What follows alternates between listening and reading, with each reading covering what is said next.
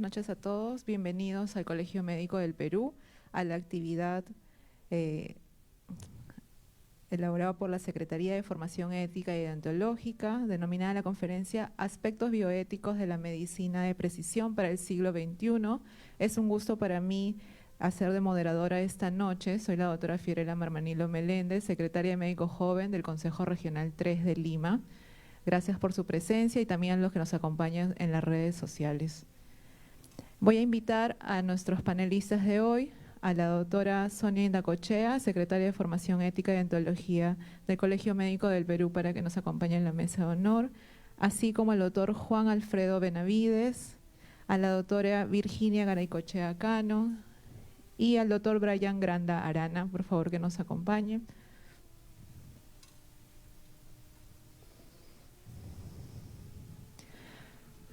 Para esta conferencia, Aspectos Bioéticos de la Medicina de Precisión para el siglo XXI, comenzaremos con la conferencia del doctor Juan Alfredo Benavides. El doctor es médico cardiólogo, magíster en medicina, magíster también en bioética, presidente del órgano de Ética y Deontología Nacional del Colegio Médico del Perú, ex director del Hospital Geriátrico San José de la Policía Nacional del Perú, exdirector del Hospital Nacional Luis Sáenz de la Policía Nacional del Perú, exdecano del Consejo Regional 3 de Lima del Colegio Médico del Perú y expresidente del Comité de Ética también del Consejo Regional 3 de Lima. Doctor, lo invitamos adelante para que nos presente la conferencia. Tiene aquí…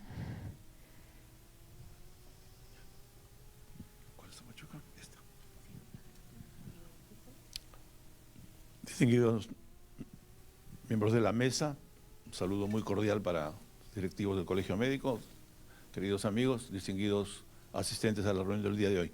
Bien, en aras de poder terminar temprano y rápido la sesión para poder tener la oportunidad de conversar sobre el tema, voy a hacerles una presentación visual fundamentalmente para que podamos entender el tema.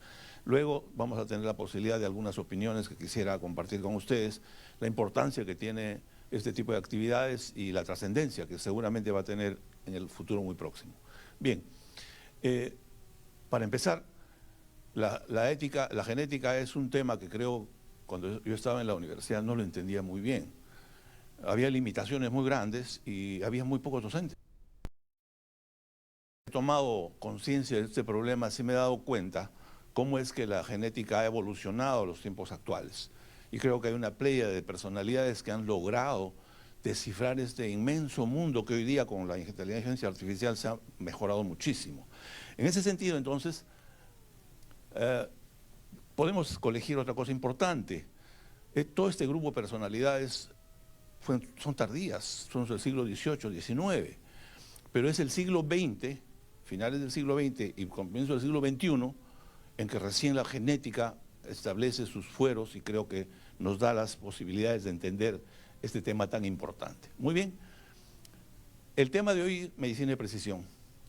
Dado que la medicina de precisión está vinculada íntimamente a la genética, es una extensión de la atención que realizamos en el Ministerio Médico. Y esto de alguna manera nos ha servido para entenderla.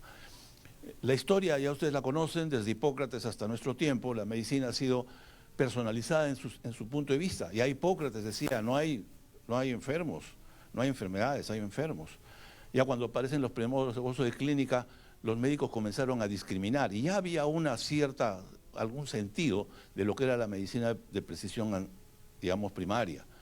Hoy día estamos en la segunda gran ola de la medicina de precisión. En este sentido, el gran espacio ocupado por la conocida como medicina basada en evidencia de la década del 70 y 80 del siglo pasado, ha dado las pautas para el manejo de lo que hacemos ahora. Los ensayos clínicos, las guías prácticas, todas ellas han provenido de este sistema establecido por la famosa medicina basada en evidencias. Sin embargo, con la aparición de la medicina de precisión, esto ha dado un giro copernicano. O sea, teóricamente hoy día vamos a cambiar, los ensayos clínicos van a pasar de una fase, llamemos primitiva, a una fase moderna. Y las cuatro fases que todavía seguimos trabajando van a ser reducidas de repente a 2 o solamente a 1. Este es un gran avance. porque esto va a permitir que la medicina sea mucho más flexible y mucho más precisa. Bien, como había mencionado, ¿no? Ya la toma de una radiografía ya discrimina, ya es una medicina racionalizada. Si alguien tiene un problema respiratorio, una radiografía resuelve. Es una neumonía, una bronconeumonía, puedo incluso pensar en la etiología, pero hasta ahí no más llego. Los médicos hemos aprendido a manejar 5 o 6 variables. Normalmente, para hacer un diagnóstico, tenemos 5 o 6 variables.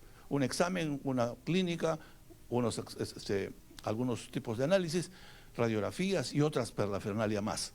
De todas maneras, entonces, ahora, sin embargo, en los últimos tiempos, ya con la aparición de la genética y sobre todo con la participación de Elsie Franklin, empezando por Mendel y por Thomas Hunt, ellos ya nos dieron las pautas de lo que es la genética moderna y lo que es más, lograron traducir esa compleja concepción de lo que es la genética, ponerla en el papel y luego hacerla en tridimensional. Ese avance es un avance que no ha existido en ninguna otra especialidad en el área médica. Bien, en este sentido, el gran avance que se ha logrado, recuerden ustedes, es en el año 2003 cuando se termina la famosa, el genoma humano, y son precisamente el gran salto de Watson y Crick en el año 53 y la culminación del genoma humano en el año 2003-2001 por Francis Collins y Craig Venter.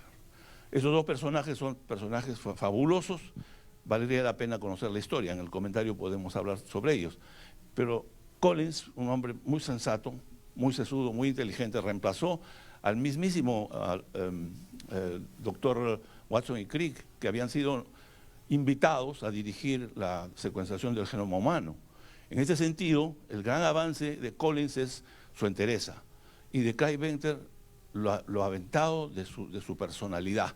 Esas dos personalidades lograron en menos de 10 años, antes de terminar los 13 años pactados, la secuenciación completa del genoma humano, que en realidad todavía faltan algunos pedazos, pero hicieron la mayor parte. Bien, acá empieza la aventura de la medicina de precisión. ¿Dónde? Oncología. ¿Quién? Un oncólogo, el doctor Renato Dulbeck, que se dio cuenta que los cánceres de mama evolucionan de varias maneras y relacionó la histología con algún factor. Con eso abrió pues indudablemente el apetito de la inteligencia médica y fueron precisamente James Watson, que fue el invitado para hacer esta secuenciación por parte del gobierno de los Estados Unidos, y fue el famoso Francis Collins, que es el verdadero héroe de la jornada, y que empezó y terminó de una manera fantástica esta evolución. Bien, el año 2003, 3 años antes después, la versión había sido terminada, y fue presentada en público, y de ahí empieza una nueva era. Es como la bomba atómica, es como el descubrimiento de América. Es un gran avance. Muy bien, en ese sentido, ya desde esa época se vislumbraba un futuro muy promisor. Ya la medicina iba a cambiar. Por lo menos se ofrecían muchas cosas. La clonación humana, se ofrecían tratamientos personalizados. De manera que ya empieza esta nueva égida. Y es precisamente esta corroboración con el mismísimo presidente Biden, el ex vicepresidente, hoy retirado, quien está gozando de los beneficios de la medicina de precisión. Ya se habla de un cáncer de próstata, de Gleason 9, y que tiene posibilidades, por su diagnóstico genético, de ser manejado y prolongar su vida de 2 a 10 años. ¿Por qué? Porque hay la medicina de precisión.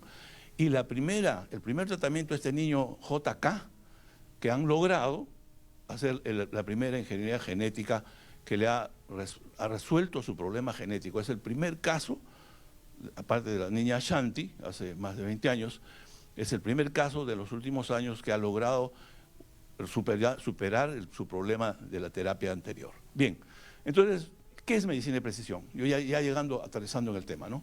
Como su nombre lo indica, ¿no? Y la forma más fácil es la adaptación del tratamiento para una persona. Lo que yo necesito para mí en el momento oportuno y en las mismas consideraciones. De manera que la medicina de precisión, que pudiera ser simplemente una utopía, se ha convertido en realidad. Muy bien. Se habla de la medicina personalizada, se habla de la medicina de precisión. Los que saben del tema dicen que son convivientes. Y lo que es más, en la Norteamérica se utiliza mucho el término de medicina personalizada, porque es una medicina que difiere al encontrar grupos de personas para beneficiarlos, para darles el tratamiento que requieren a ese grupo de personas. No es tan individualizada. En cambio, la medicina de precisión en Europa se refiere más a los procesos, de manera que la genómica, la secuenciación genética, los biomarcadores y los avances que hay en la medicina, eso constituye la medicina de precisión. De manera que para lo práctico, para lo que debemos aprender, nos quedamos en medicina de precisión, a mi entender. Muy bien. Obama, en el año 2015, se había comprometido, fue uno de los impulsores de este desarrollo del tema que estamos hablando. Y entonces él, en unas pocas palabras, ofrecía al pueblo norteamericano que las nuevas generaciones, que para el año 40 o 50, el 40% de los cánceres que se habían pronosticado en estadística no iban a matar a esas personas. Eso es un gran avance. Fue un avance político, fue publicado por John Collins en un artículo muy interesante, el discurso, en el New England Journal of Medicine. Además, dijo sabias palabras con la capacidad estadística que tiene, y como pueden entender ahí, ¿no? Los médicos tradicionales hemos aprendido a tratarnos así, pero él ofrecía y decía, como un pronóstico, ¿no? Había la posibilidad que los tratamientos, los nuevos tratamientos, tuvieran tal acceso que sería tan fácil como tomarse una taza de café, o como para poder hacer algo cotidiano. Y esto que pareciera mentira, cuando terminaron el genoma humano, se podía hacer un genoma por $100.000 para una persona. Hoy día en Estados Unidos y en Europa cuestan menos de $1.000. De manera que una secuenciación de genoma aquí, con una máquina especializada para un servicio activo para muchas personas, puede rebajar sus costos a $100.000. Esto es un salto indudablemente mortal hacia adelante. Muy bien. El problema de la revolución de la genética, entonces, está basado en estos tres temas, ¿no? El primero, el que hemos hablado, el genoma humano, que está perfectamente establecido. Luego, esta tecnología de secuenciación. Aquí ya no es el hombre, es la máquina, es la inteligencia humana más la inteligencia artificial, que han logrado a través de una parafernalia muy complicada abrir el misterio de la genética humana y la genética en general. Y por último, ya la utilización de los datos a través de esta Big Data, que va a permitir en el futuro muy, muy cercano hacer muchísimas cosas respecto a nosotros. Bien, entonces aparece la genómica ya como incorporada en las actividades humanas, sobre todo profesionales en la medicina, y también hay una cosa interesante, podemos determinar que cada vez hay muchas más personas que se están incorporando a la secuenciación. Es decir, la necesidad de tener un análisis genético ahora está permitiendo, bajando los costos, se está incrementando las posibilidades. Y esto es algo importantísimo. En Estados Unidos hay más de 5 millones de personas que ya han hecho sus genomas. Casi todos los países de Europa tienen cantidades importantes, 30, 40, 50 mil. En los países chicos hay como Islandia, casi todos han hecho un diagnóstico de genoma. Se necesita información genómica, porque la única forma de interpretar las enfermedades es saber a través de las poblaciones. Y en países como los nuestros, que somos la mitad mestizos, la mitad indios y la mitad blancos, la quinta parte blancos, tenemos necesidad de un genoma que pueda darnos las características que nos va a dar. Igual pasa en México, igual pasa en Colombia, en Ecuador, países que tienen cepas de múltiples estirpes. De manera que esto es una cosa sumamente importante. Muy bien, entonces hoy día estamos en lo que se llama la digitalización de la salud.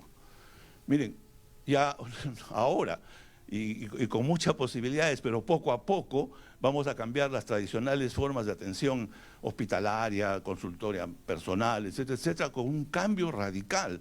Y es porque ha aparecido, pues, la telemedicina, la inteligencia artificial, el blockchain, que son las grandes cadenas de información que tienen una información enorme, los drones, la realidad virtual, la realidad aumentada. Hoy ya pues, se pueden hacer operaciones utilizando paneles enormes para poder medicina de ultra precisión, se puede ubicar las situaciones con 0.005 milímetros de diferencia, de manera que toda esta tecnología, más la robótica, que ya está en el Hospital 2 de Mayo, bueno, también hay un contraste, ¿no? Eso lo conversaremos más tarde, pero En un país que la mitad de la población no tiene una atención adecuada, tenemos un robot que opera. Bueno, habrá que ver su costo de efectividad. Pero el problema va a ser así. En el debate seguramente tenemos la oportunidad de conversar de este tema. Muy bien, entonces aquí hay que aprender un nuevo lenguaje. Ya no, las facultades de medicina ya no sacarán mucha gente, digamos, estudiantes como nosotros, que yo no sabía nada de genética, por supuesto, y casi me jalan el curso, pero el interés y la necesidad me ha hecho comenzar a ver las cosas de una manera diferente. Hoy es mucho más fácil entenderla. Hoy día no solamente la didáctica, sino también las diversas formas que hay para la educación médica. Bien, entonces se está inaugurando estos temas. Hay que hablar de genómica, de transcriptómica, de proteómica, de metabolómica, epigenómica y expososomas. Si no entendemos, miren, es como si fuéramos analfabetos funcionales. De manera que los médicos, y creo que el colegio médico o las organizaciones que tengan que ver, los genetistas seguramente tendrán que traducir, tendremos que incorporar todo este lenguaje, que es un lenguaje que es práctico y real. Cualquier país desarrollado tiene laboratorios que tienen la capacidad de hacerlo, pero eso hay que organizarse. En España hay varios puntos, sobre todo en España, dado que estamos tan ligados a ellos, por el lenguaje y por estas cosas, y quizás en algunos países de Latinoamérica ya hay organizaciones que están comenzando a trabajar toda esta información, sin la cual no va a haber medicina de precisión. Porque la medicina de precisión puede ser un sueño si no nos adaptamos al cambio. Y esto tenemos que hacerlo en el mundo, porque todos vivimos en un mundo que es de todos. De manera que es una cosa muy importante. Muy bien, entonces los alcances de la medicina de precisión son pues enormes. Pero miren, juegan la fisiopatología, la genómica, el estilo de vida, el medio ambiente y la microbiómica. Lo que tenemos en la piel, en el intestino y en todas nuestras fosas interiores es parte importante de la salud. Igualmente el conocimiento clásico que ya tenemos los que hacemos el ejercicio médico, más la genómica. Y eso va a permitir, miren, toda esta gama de situaciones en marcadores, en oncología, en medicina, en cardiología, en endocrinología, en el manejo de la diabetes, etcétera, etcétera, etcétera, etcétera. Estamos entrando a una nueva era. Muy bien. Y acá aparecen los famosos modelos. El doctor Boden, que es un genetista, escribe un artículo fantástico, que les invito a que lo revisen. Y nos da una visión completamente diferente del mundo. Y el doctor Leroy Hood hace una descripción importante y crea este concepto de las 4 P's. Las 4 P's que van a cambiar el mundo. La medicina predictiva, preventiva, participativa y personalizada. Eso no existía. Nuestro concepto de salud, el clásico, el estado de bienestar, salud personal, físico, ya pasó a la historia. Hoy día esto va a modificar totalmente nuestra concepción de la salud. Bien, qué lástima, les mandé con figuras, era más fácil y más ameno, pero detrás de esto había una cosa importante. La genética está desde el nacimiento, desde antes del nacimiento hasta después de la muerte. Ahora hay que hacerse un mapa genético para los recién casados, al niño que nace, al adolescente, a la persona adulta, al adulto mayor, al cadáver, etcétera, etcétera. ¿Para qué? Para ver la fotografía de la vida y muerte, pasión y muerte del ser humano. Desde que antes de que nace hasta que se muere. La genética va a contribuir enormemente a la prevención, al pronóstico, al manejo de las enfermedades, etcétera, etcétera. Muy bien, entonces la medicina de precisión ya tiene estos puntos que creo que ya hemos mencionado, solamente como algunos ejemplos, por ejemplo, las terapias dirigidas al cáncer de mama, ¿no? Ahí hay un mundo enorme. Cuando yo empecé la carrera, las mujeres se morían el 80% a los 5 años. Hoy día menos del 20% se murieron a los 5 años. ¿Por qué? Porque ya se han detectado con los biomarcadores y los receptores una serie de bloqueos farmacológicos, de farmacogenómica o de farmacología con biológicos que están permitiendo el control casi seguro de una alta posibilidad de las personas, de las mujeres con esta enfermedad. Bien, entonces, la medicina de precisión, para terminar, ¿qué, por qué y en dónde? O sea, siempre en los puntos fijos, ¿no? ¿Qué, a quién y cuándo? Es precisa, o sea, por eso tiene su nombre, porque está precisamente ligada a ese nivel de personalización. Y necesita indudablemente la información clínica que nos va a pasar, y aquí viene toda la parafernalia que tenemos ahora para diagnóstico y manejo, la información genómica, que ya la van a hacer los laboratorios con ciertas facilidades, y la información genética. De manera que esto ya no es ningún tabú, esto ya está llegando, está a la vuelta de la esquina. Y esto nos va a permitir hacerle la predicción, el manejo al desarrollo de la enfermedad, a la respuesta de la enfermedad y al curso de la enfermedad. De manera que la genética va a tener una preponderancia tremenda. Ya los marcadores nos están indicando cómo los pronósticos de vida van a ir superando los 80 años. Ya en Japón hace más de 10 años teníamos una tasa de vida al nacer, una expectativa de nacer que pasa a los 80 y tantos años. Con la medicina de precisión vamos a llegar a 120 años. De manera que hay que prepararse. Muy bien. Acá hay una lámina que muestra clarísimamente, ¿no es cierto? La medicina de precisión entonces es agarrar a un grupo de personas, sectorizarlas, estratificarlas y darles el tratamiento. En la medicina antigua, el tratamiento a través de los ensayos clínicos nos permitía dar de todo a los grupos de personas. Hoy día, con un buen efecto, en una parte de los casos, sin efecto en muchos de ellos y los efectos adversos. Con la medicina de precisión, cada persona puede ser individualizada y recibir el tratamiento que le corresponde. Y aquí solamente vamos a esperar buenos resultados, o mucho mejores resultados. Muy bien. Bien, acá había una maravilla, pero qué lástima que no la podemos ver. De todas maneras, lo que nos trata de mostrar esta lámina es que estamos cambiando, a través de la inteligencia artificial, en un margen muy rápido de cambios. Ya estamos cambiando completamente el desarrollo de la supervivencia del ser en el planeta.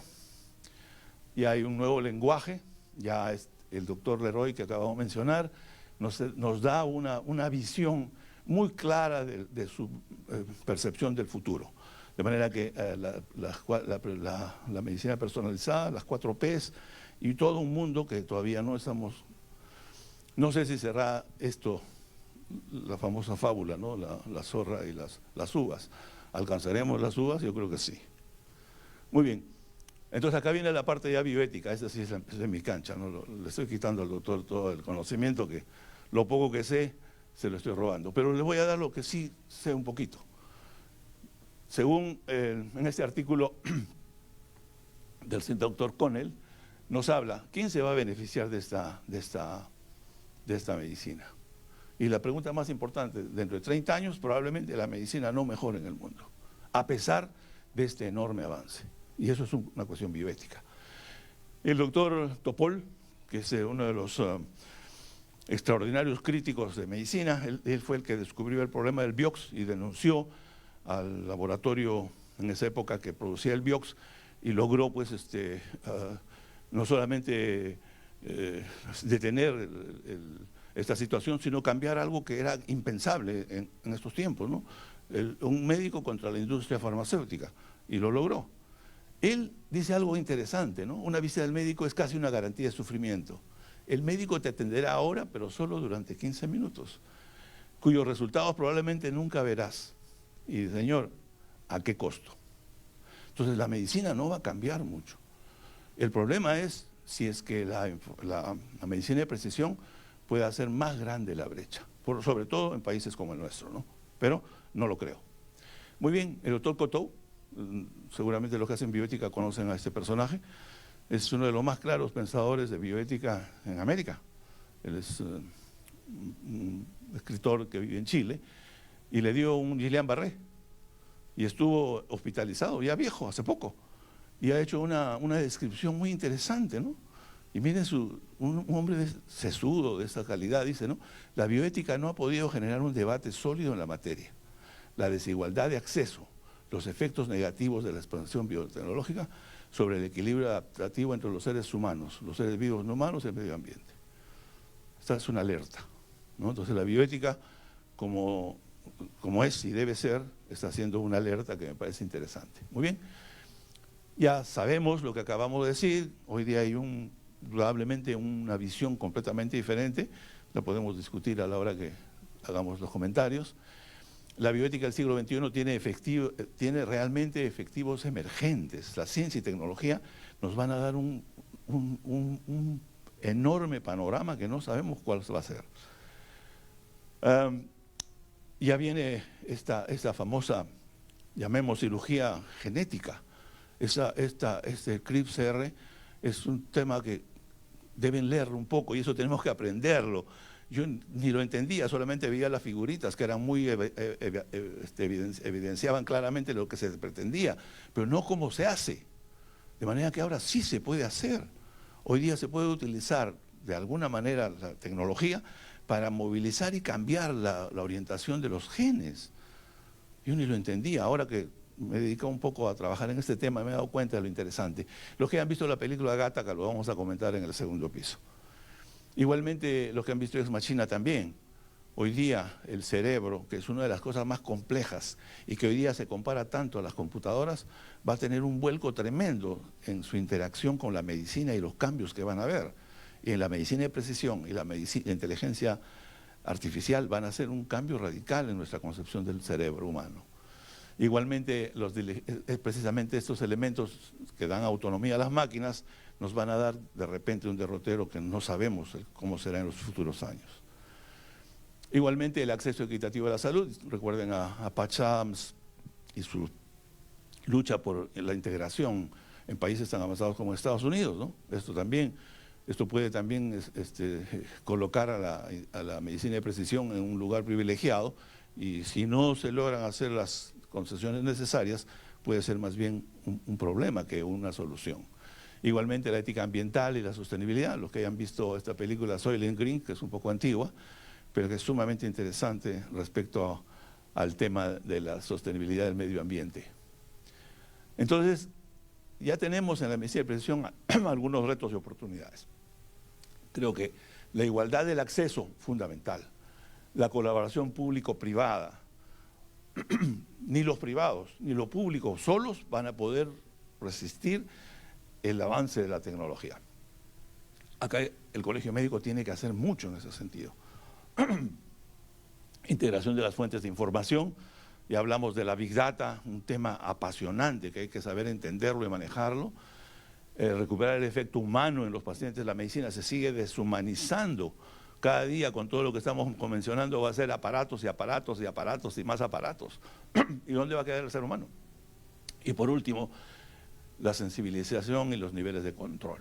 Para eso juegan mucho los famosos comités de ética que hoy día existen. De manera que la bioética tiene que hacer, por supuesto que tiene que hacer.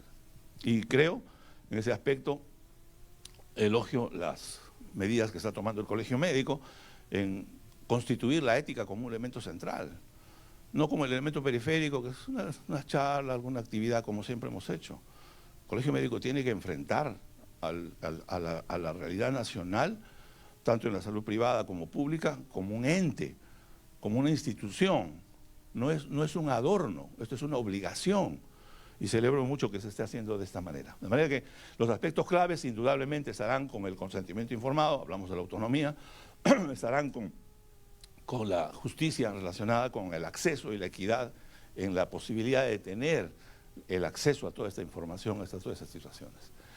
Ya para los retos éticos, indudablemente, ahora tenemos los datos genéticos. Ya el doctor nos dirá en el futuro cómo vamos a hacer con los datos genéticos. Esto es algo tan increíble y tan increíblemente real que lo tenemos en la mano.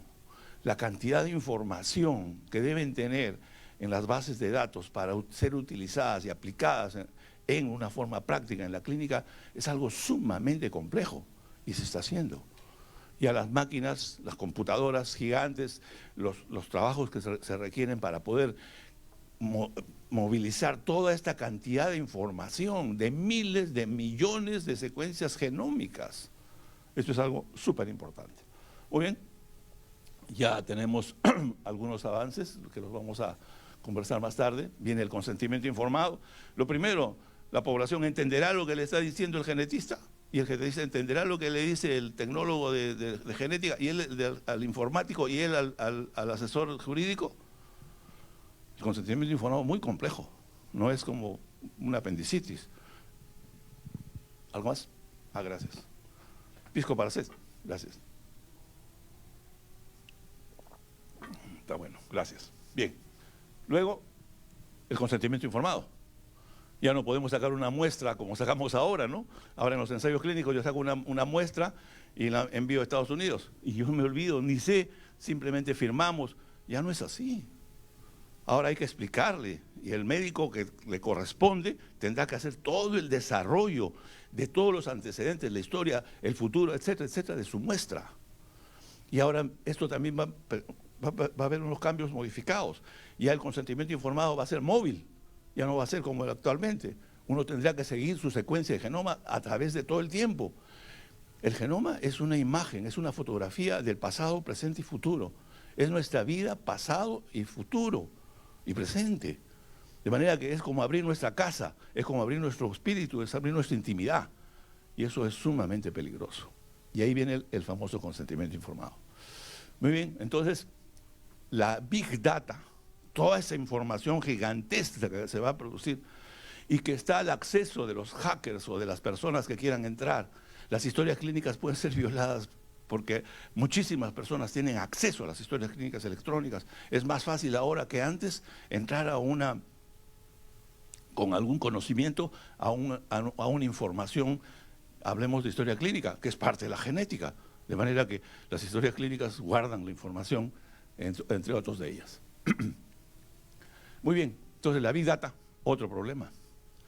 Es algo gigantesco, eso inconmensurable. Este es un universo de información y de información vital para la persona. Porque ¿qué le importa el dato de una persona si ahí está todo su pasado, presente y futuro? De manera que este es un tema sumamente interesante. Ya lógicamente, ya hablamos de los biobancos. Qué fácil. Ahora nos sacan una biopsia, nos sacan una muestra de sangre y nuestra información completita se va a un biobanco. ¿Quién lo administra? ¿Quién lo controla? ¿Cómo se hace para acceder a ella? ¿Cómo se hace para beneficiarse de ella? ¿Cómo se hace para que esa muestra pueda servir para el resto de la humanidad? Problemas sumamente complejos. Nos estamos metiendo en un negocio muy fuerte, doctor Granda. Muy bien. Y Europa está comenzando a pensar. Ya hay bancos de información que están comenzando a ser útiles, a tener seguridades, a tener intercambio, a poder ser utilizados en investigación, etcétera, etcétera. Pero esto requiere de una organización. Y para entrar en medicina de precisión, el país tiene que estar organizado, médicamente organizado. Muy bien. Cuando hablamos de beneficencia, ya hablamos del principio de autonomía, ya ustedes saben muy bien de los 4 principios, principio de beneficencia. ¿Qué no puede hacer? Se puede hacer diagnóstico de enfermedades, toma decisiones, incrementar las opciones de terapia, ser útiles para aplicar las opciones, etcétera, etcétera. Y no solamente para nosotros, para la familia, no solo para la familia, para la ciudad, para la comunidad, no solamente para ellos, para la industria farmacéutica. Todo el mundo se va a beneficiar, más la industria farmacéutica. ¿A quién va a beneficiar? A todos. Al hombre, a la familia, al grupo familiar, a la comunidad, a todos. Esto es un gran avance. Este es un estudio que se hace en Navarra, bien sencillo. Se agarran 1000 personas para ver si los datos genéticos que ellos estaban ofreciendo, todos tenían una enfermedad rara de difícil diagnóstico. De los 1000 se encuentra que la precisión de la enfermedad sí se podía determinar, pero incidentalmente encontraron muchísimas cosas más. O sea que una muestra genética de un enfermo que no sabe o cree o no está enfermo, da una cantidad de información adicional que está fuera del contexto en el cual se ha solicitado. Esto es otro cambio que tampoco tiene una racionalidad en cuanto a lo que debe hacerse. Y es interesante porque miren ustedes, en este estudio se encuentra de un grupo de familias de niños, de personas que tenían enfermedades raras, que es una concentración. Se encontró que la mitad, solo la mitad, lograron hacer el diagnóstico que se requería. La otra mitad, información adicional, que es vital para la privacidad humana. De manera que la medicina puede hacer eso, ¿no? Nos puede dar lo bueno, pero también nos puede meter en un pleito que no es el nuestro. Es utilizar información. Información es vital, intimidad es vital, privacidad son vitales. Tenemos que capacitar a los médicos, pues, ¿no? Obviamente. El Homo sapiens sapiens tiene que adentrarse. Ya los médicos jóvenes tendrán que, estamos hablando de una maleficencia, ¿no? Y hablamos de una cosa compleja. Ya tenemos que ver que los médicos del futuro tengan que tener las condiciones y capacidad para poder manejar esta cosa tan compleja, tan peligrosa, de alguna forma. Igualmente, la cantidad de especialistas que se requieren. Miren cuántas disciplinas van a entrar. Médicos, enfermeros, informáticos. ¿Y qué cosas tienen que hacer? Todas estas cosas. Asesoría genética, especialistas de genómica, genética. Ya no hay especialistas en genética, tienen que ser súper especialistas en cada área de la genética. De manera que estaremos en condiciones de afrontar esta multidisciplinaridad que es vital. Si no tenemos eso, ¿qué medicina de precisión hablamos? ¿Qué le podíamos ofrecer? ¿Qué podíamos, como ahora, un genetista está sentado en su consultorio y le dice cualquier cosa de lo que entiende, de lo que tiene? Pero cuando tenga la complejidad que estamos hablando, cuando no tenga 1000, sino 1 millón de pacientes, ¿qué es lo que vamos a hacer? Muy bien, entonces la inteligencia artificial, la única gran ayuda, nos va a reemplazar en gran parte en el proceso del diagnóstico y del tratamiento. Otra realidad y otro peligro, ¿no? Estamos entrando en las máquinas. Bueno, finalmente el problema de la justicia, que es el cuarto pilar de la bioética, y tiene que ver, pues, evidentemente, con el acceso, ¿no?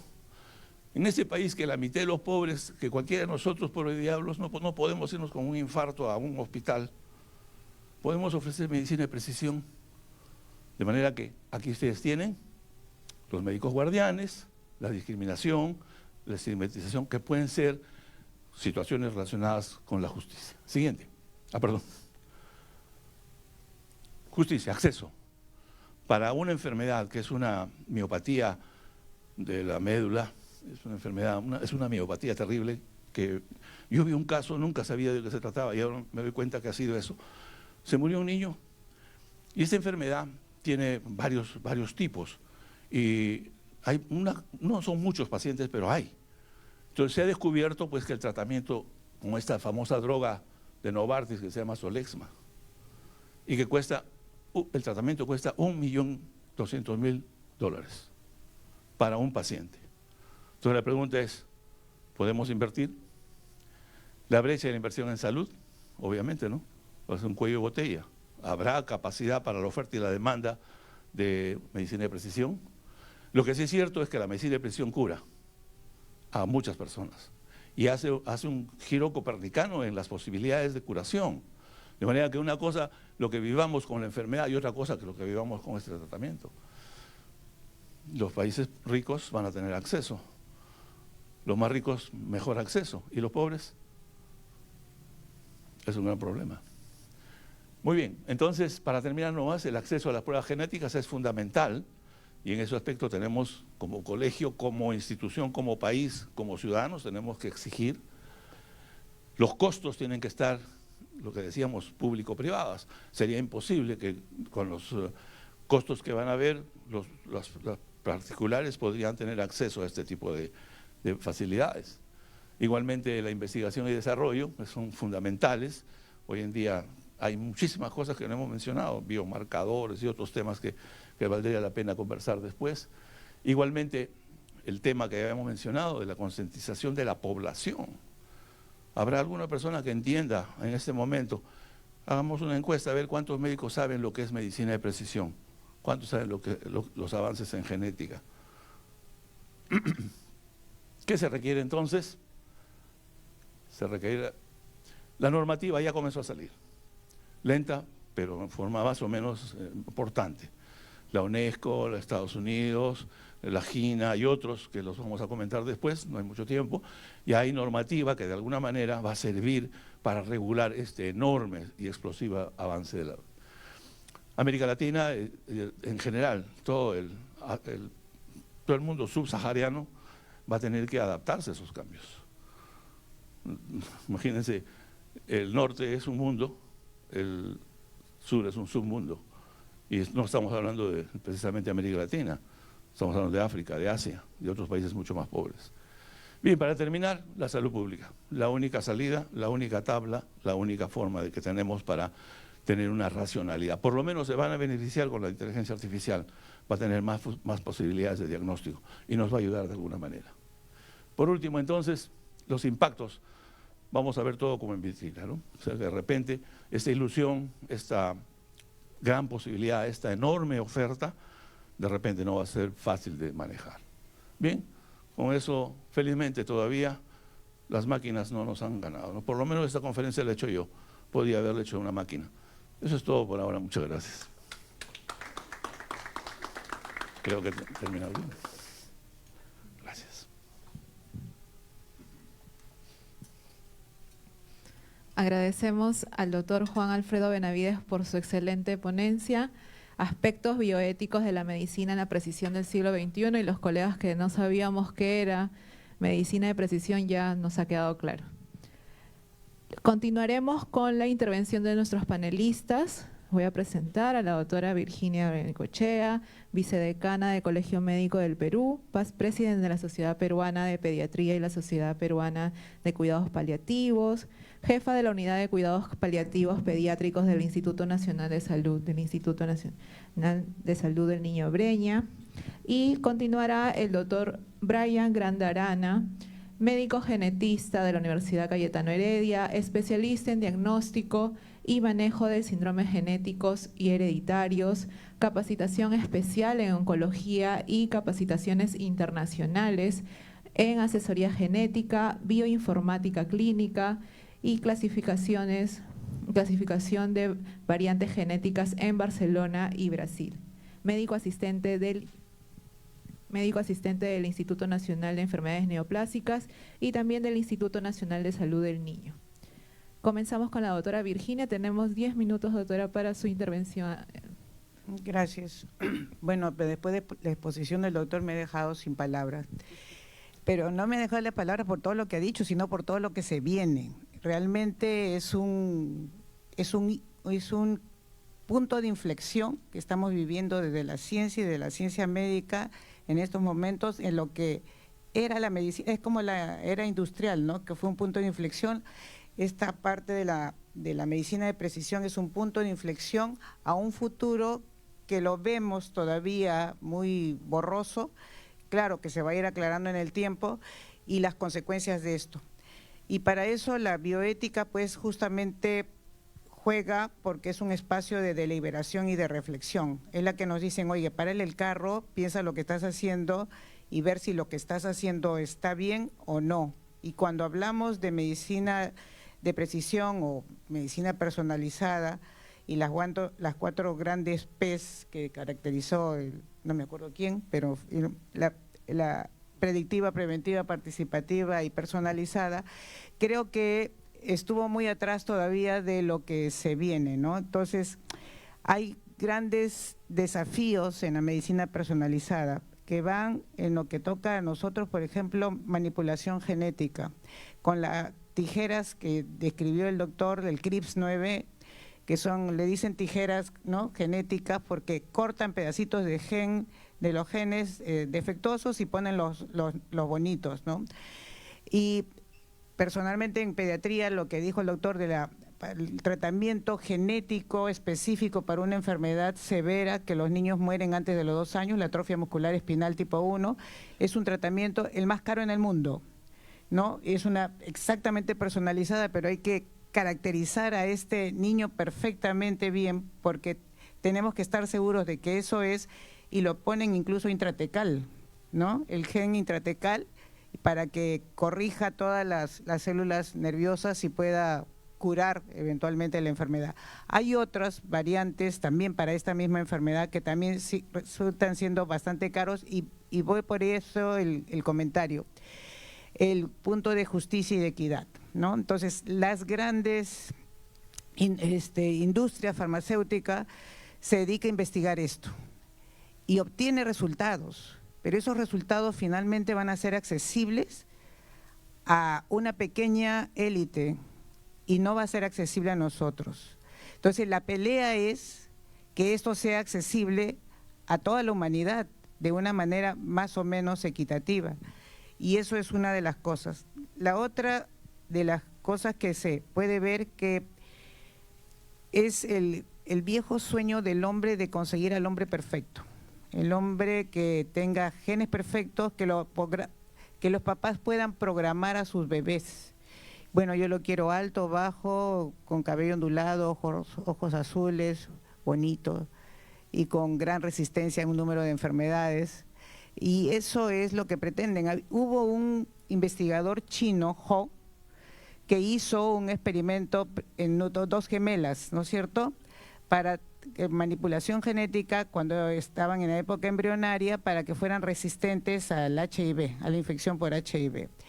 El problema es que la mamá nunca supo del asunto, no hubo consentimiento informado, y él lo presenta en un congreso de genética y se le cayó todo el mundo encima porque cometió faltas graves éticas y fue incluso severamente sancionado, ¿no? Pero ese es el asunto. Si ustedes han visto Matrix, ahí es más o menos el perfil del futuro, ¿no? Conseguir la dominación de una parte de la humanidad a través de esta medicina de precisión también. Entonces, lo que tenemos que hacer es sentarnos como dentro de la bioética y pensar bien cuándo la dignidad de la persona humana comienza a afectarse. Y creo que este es el centro de la discusión, porque cuando hago una manipulación genética, sin tener en cuenta otras cosas, estoy cosificando al ser humano. Y si estoy cosificando al ser humano un objeto de investigación y de manipulación, está dejando de ser ser humano para ser solo un grupo de experimento. Y estamos perdiendo la visión, que es la más importante en bioética, de la dignidad de la persona humana. Y la persona humana merece, por sobre todas las cosas, respeto. Y estamos dejando eso de lado. Yo creo que esta es una de las cuestiones esenciales desde el punto de vista de bioética. Y se desprende otra serie de cosas, por ejemplo, la Big Data y la confidencialidad. ¿Qué pasaría si a una persona o a un grupo de personas se le diagnostica una enfermedad genética neurodegenerativa, pero que se puede expresar o no en el futuro de esta persona? Y eso cae en los conocimientos de empresas aseguradoras. ¿Le va a aumentar la prima indefinidamente o simplemente no lo va a asegurar? Entonces ese es uno de los grandes problemas que pueden surgir. O puede ser que esta persona, como tiene en el futuro la posibilidad de desarrollar esta neurodegenerativa, nadie lo emplea, porque sería una pérdida para la empresa, por ejemplo, ¿no? Entonces, esa pérdida de confidencialidad también es una de las cosas que hay que ver. La pérdida de la individualidad, la amenaza de la clonación.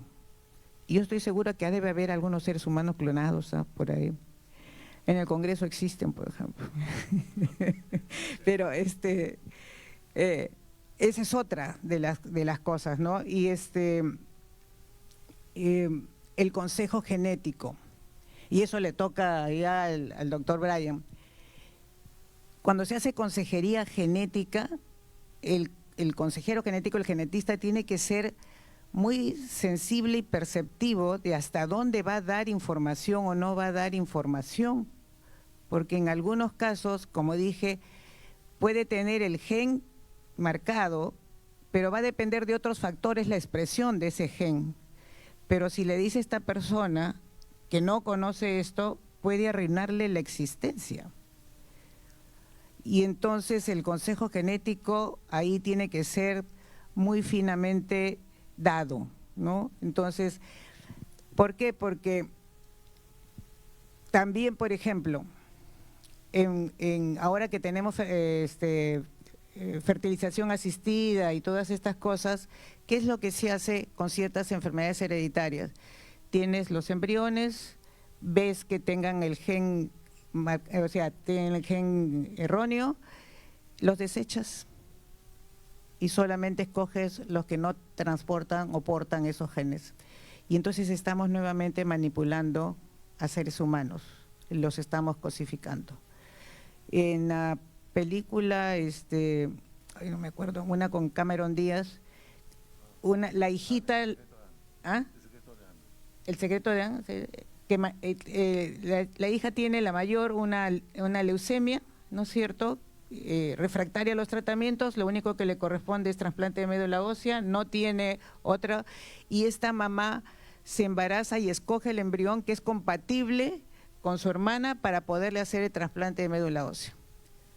Eso tiene hace 30 años, creo que es esa película. O sea, se da, en el mundo real se da, escogen los embriones sanos y desechan los embriones defectuosos. Desde el punto de vista ético tenemos que sí reflexionar sobre eso y preguntarnos si eso está correcto o no. Entonces, termino con esto, es sentarse a pensar, los adelantos son buenos, pero los adelantos y los avances de la ciencia siempre hay que reflexionarlos y siempre hay que poner en el centro la dignidad de la persona humana y alrededor de eso girar los avances que correspondan. Nada más. Gracias, doctora Virginia, por los comentarios y reflexión de varios de los puntos que tocó el doctor Juan. Adelante, doctor Brian, su intervención. Buenas noches, estimados colegas. Sí se escucha bien, ¿verdad? Bien. Agradecer al Colegio Médico por la invitación y muchas gracias por las brillantes exposiciones, doctor Benavides, doctora Garicochea. Bueno, algo más que agregar, ya han ampliado bastante el horizonte acerca de la medicina de precisión, que es un tema que es muy importante en la actualidad. Entonces, como médico genetista, les voy a compartir un poco de mi experiencia en el uso de estas tecnologías genéticas para hacer el diagnóstico y manejo de los síndromes genéticos. Por ejemplo, en el Instituto Nacional de Enfermedades Neoplásicas, nosotros contamos con más de 50 estudios genéticos diferentes. Estos estudios, cada uno de ellos tiene una indicación específica. Algunos de ellos nos permiten detectar alteraciones genéticas que nos permiten saber qué paciente es candidato a recibir una terapia dirigida. Por ejemplo, en el caso de las leucemias mieloides crónicas, podemos detectar un gen de fusión que es el BCR-ABL, y si nosotros detectáramos esta alteración genética, sabríamos que nuestro paciente es candidato a recibir imatinib. De igual manera, también tenemos otros tipos de estudios genéticos que nos permiten saber si el paciente puede tener un cáncer hereditario, ¿no? Cáncer hereditario quiere decir que la persona tiene una alteración genética de nacimiento con la cual ha nacido y le hereda a su descendencia, y esto puede revelarse en que cuando ampliamos un poquito más en los antecedentes familiares, vemos que papá ha tenido cáncer, hijo ha tenido cáncer, el tío paterno ha tenido cáncer, el abuelo paterno ha tenido cáncer. Actualmente también contamos con estudios genéticos para cáncer hereditario. Contamos con un panel de más de 90 genes y de nosotros identificar una variante patogénica, que es el término que se usa actualmente, confirmamos que el paciente tiene un cáncer hereditario y esto a su vez nos va a ayudar porque sabiendo cuál es el gen alterado podemos predecir qué riesgos para otros tipos de cáncer existen y de esa manera comenzar a hacer un manejo personalizado. Sé que mi paciente tiene riesgo de cáncer de colon, colonoscopía anual. Sé que mi paciente tiene riesgo de cáncer de mama, resonancia magnética de mamas anuales. Cáncer de ovario, ecografía transvaginal o marcador tumoral C125. E incluso en muchos genes, como son BRCA1 o BRCA2, se sabe que actualmente la indicación es una cirugía profiláctica. Es decir, hacer una mastectomía reductora de riesgos, retiro las 2 mamas, o una cirugía como una salpingoferectomía reductora de riesgos, retirar los ovarios y las trompas. Entonces, este enfoque nos permite a nosotros darle un manejo personalizado y no solo quedarnos con el paciente, porque una vez que hemos identificado a la persona, comenzamos a hacer un barrido con los hijos, con los hermanos, con los padres, y de repente ellos no han tenido cáncer, pero tienen el riesgo incrementado, y de esa manera comenzamos con todos sus chequeos preventivos. Por otro lado, en mi experiencia en el Instituto Nacional de Salud del Niño, también contamos con diversos estudios genéticos. Muchos de ellos nos permiten diagnosticar condiciones como la que mencionó el doctor justamente, el AME, la atrofia muscular espinal. Contamos con un estudio que detecta la deleción del exón 7 del gen SMN1, que es el gen que está involucrado en esta condición, y de detectarlo, por un lado confirmamos el diagnóstico, pero acá viene el gran problema, ¿no? El acceso a este tipo de terapias es muy costoso. ¿Cómo podemos solventar esto? Entonces, ya para tratar de darle un enfoque que es el objetivo de esta conferencia, quiero centrarme en algunos aspectos que se han mencionado a lo largo de la charla.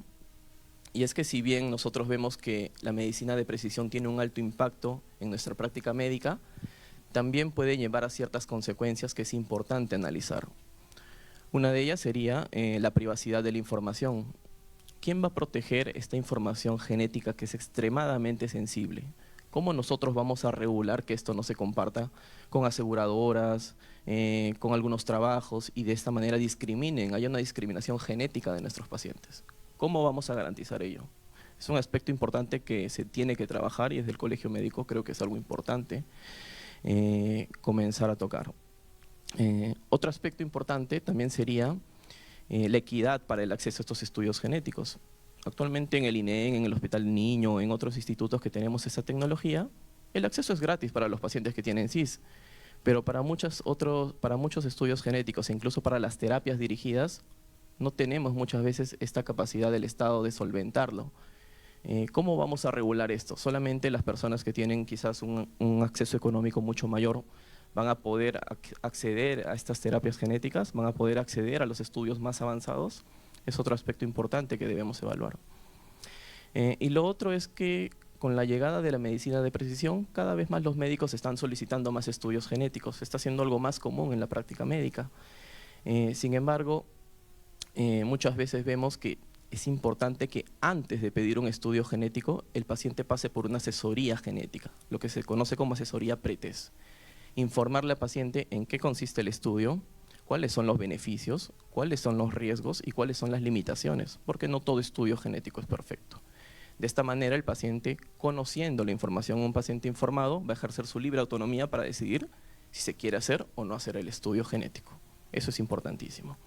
Y de igual manera, tener la certeza de que el estudio genético con el que se está trabajando es un estudio confiable, es un estudio de calidad, porque muchas veces existen laboratorios que no cuentan con personal capacitado para poder analizar, para poder interpretar todas las variantes genéticas que se encuentran en nuestro ADN, ¿no? Esto es lo que conocemos como bioinformática clínica. Entonces, se está regulando actualmente en el Perú esa capacidad de los laboratorios para emitir resultados confiables, oportunos, de calidad. Es otro tema que debemos debatir. Y por último, invitar a la participación médica multidisciplinaria. Todo acá tiene que tener una participación de todos nosotros como especialistas, cada uno desde su punto de vista, cada uno desde lo que más conoce, y de esta manera tratar de brindar lo mejor posible, los mejores accesos, los mejores tratamientos a nuestros pacientes, que es nuestro último fin y el mejor fin que tenemos. Gracias. Muchas gracias, doctor Granda, por sus palabras y comentarios. Ha dejado varias preguntas que seguramente abordaremos en la ronda de preguntas en el Coffee Work que tendremos en el 5º piso. Pero antes de pasar al 5º piso, doctora Sonia, de repente unas palabras de agradecimiento a nuestros panelistas. Sí, bueno, agradecerle la conferencia del doctor Juan Alfredo Benavides, y lo mismo al doctor Brian Granda, ¿no? Los dos han enriquecido nuestro enfoque desde el punto de vista de genética, y la doctora Virginia, que siempre nos aporta en el tema de bioética, ¿no? Sin embargo, todavía no ha terminado la sesión porque tenemos un cafecito con unos bocaditos, le hemos llamado coffee break, pero nos vamos a reunir en el piso de arriba porque este auditorio se va a usar, donde vamos a hacer una ronda de preguntas y de comentarios con los especialistas, ¿no? Con los 3 doctores, y podemos preguntar las dudas que tenemos. Bueno, yo sí, ya tengo varias preguntas en la cabeza de medicina de precisión, pero creo que es un bonito momento para compartir un tema tan importante, ¿no? Entonces, nos movilizamos al 5º piso por las escaleras. Agradecemos a los colegas que nos han acompañado a través de la transmisión en vivo, y a los que se encuentran presentes los invitamos a pasar al 5º piso para la ronda de preguntas y el Coffee Work. Gracias. De repente la foto protocolar, doctora, adelante.